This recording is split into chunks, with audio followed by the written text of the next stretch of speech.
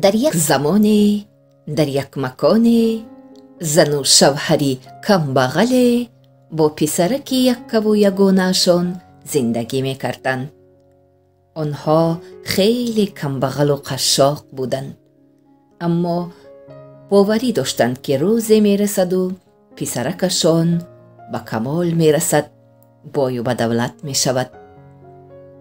با همین مقصد آنها پسرشان را به نزد دانشمندی آورده به شاگردی گذاشتند. پدر و مادری پسرک همه یافت و تافتشان را تا آخرین پاره نان به او میفرستادند. همین طور چند سال گذشت. پسرک به جوانی بر کمال تبدیل یافت و به زادگاهش به خانه پدر و مادرش برگشت. خیلی کار کافت پسرک، اما او را به هیچ جا به کار نمی گرفتند، زیرا او پسری کم بغل بود. جوان بیچاره خیلی ضیق شد. آخر اکنون نگهبانی پدر و مادرش به دوش او بود، اما او کار یافته نمی توانست. زندگیشان مثل پیشینه قشاقانه.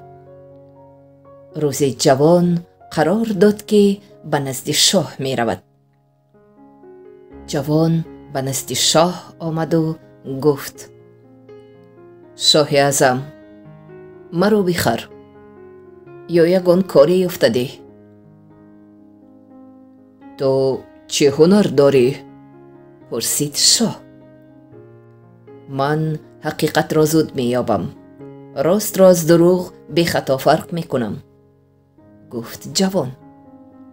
خیلی خوب، تو آدمی در کاری، گفت شاه. نرخ تو چند پول است؟ چند پولی که دهید شاهم، گفت جوان. شاه 2 تنگه طلایی را به پیش پای جوان پرتافت. نرخ تو 2 تنگه. جوان تنگه های طلایی را به پدر و مادرش داد.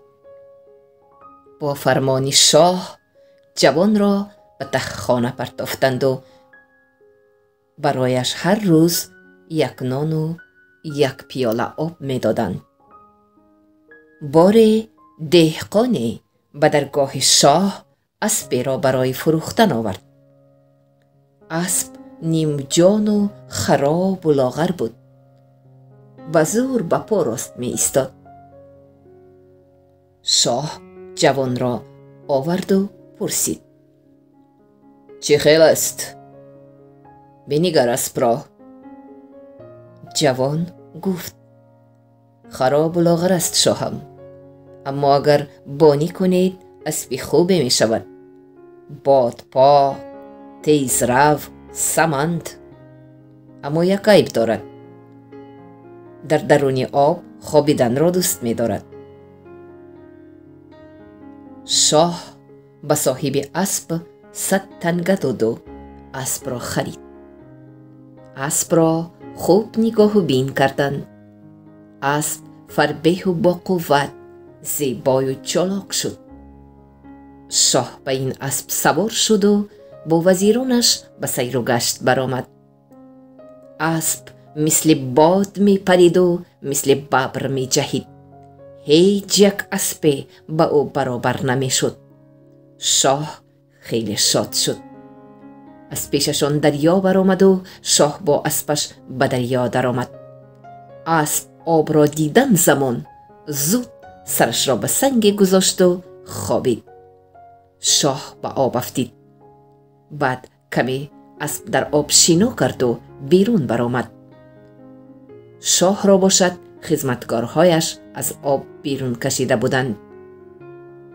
شاه به دربار آمد و از جوان پرسید: تو چه خیل فهمیدی که این اسب در آب خوابیدن را دوست می دارد؟ این اسب را با شیر قطاس پروریدند شاهم. قطاس ها در آب خوابیدن را دوست می دارند، گفت جوان. شاه فرمان داد که صاحب اسب را یافته بیارند. او را یافته آوردند. این اسب از مادرش تولد شد و مادرش مرد. او را ما با شیر گاو کلان کردیم، با شیر قطاس، گفت صاحب اسب. شاه برای خدمتش به جوان اکنون به جای 1 نان 2 نان میداد. به نزد شاه مردی آمد. در کف دست مرد 1 چشم آدمی زاد بود. این را بخواه شاهم. کسی که این چشم را بخرد کارهایش آمد میکنند، بایگریش زیاد می شود و خودش هم خوشبخت می شود. نرخش چند پول؟ پرسید شاه. ترازو رو بیارید و برکشید، نرخش برابر وزنش. شاه خرسند شد. 1 چشمکی آدمی البته اونقدر وزنی نداشت. ترازو را آوردند و به 1 پله آن چشم آدمی را گذاشتند و به پله دیگرش طلا. تمام طلای خزینه شاه را به ترازو می گذاشتند، اما وزن آن برابر وزن چشم نمی شد. چشم وزنین تر بود. شاه حیران شد. به خاطر شاه جوان رسید و زود او را آوردند. جوان چشم را گرفت و نگریست و به زمین گذاشت و آن را به خاک غیلاند و سپس چشم خاک آلوده را به پله ترازو گذاشت. چشم سبک شده بود. اکنون نرخ آن یا وزن آن برابر 1 تنگه 1 بود. شاه چشم را به 1 تنگه خرید. شاه باری خواست داند که مردم در حق او چی ها می گویند. آیا آدم ها از او راضیند و یا او را بد می بینند؟ او برای دانستن حقیقت جوان را به نزد مردم فرستاد. مردم از شاه همه ناراضی بودند، لیکن از او می ترسیدند.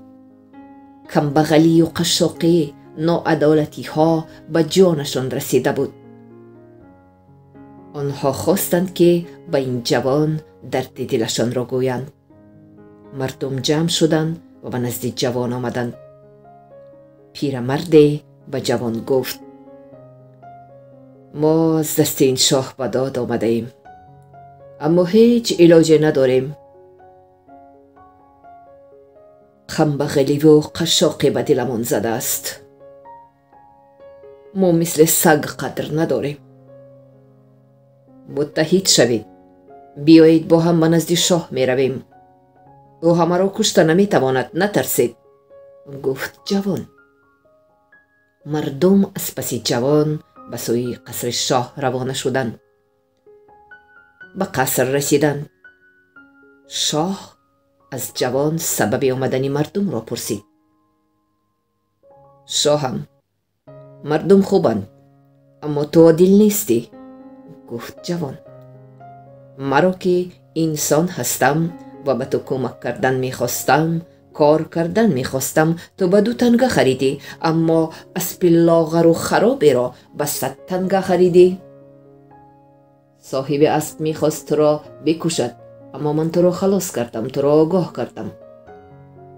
تو باشی برای خدمتهایم به جای پول به من 2 نان دادی. مرد دیگری که به تو چشم آورده بود میخواست که به عوض چشم آدمی تمام طلاها، تمام بایگری تو را بگیرد. این چشم آدمی خسیس بود و آن را تنها خاک سیر میکرد. بنابراین من آن را به خاک آلوده کردم و بهای آن ارزان شد. تو باز هم به من پول خدمتم را ندادی. بکشید او را. این آدمانی جمع شده را نیز بکشید. همه را قتل کنید، داد زد شاه. تو همه را کشته نمیتوانی. ما عدالت میخواهیم، گفت جوان. مردم جمع شدند. جوان را به خود راهبر انتخاب کردند. عصیان کردند و به شاه و وزیرانش در افتادند. شاه و وزیرانش در بار را پرتافته گریختند و به زور جان خود را خلاص کردند. مردمی به غضب آمده دیگر آرام شدن نمیخواست. آنها شاه را به دربار راه ندادند و جوان را برای خود شاه انتخاب کردند. اکنون جوان عادلانه حکمرانی میکرد و مردم همگی بای و بدولت شدند. در مملکت آسودگی حکم فرما شد. پدر و مادر جوان هم در پیران سالی به دولت پیری رسیدند.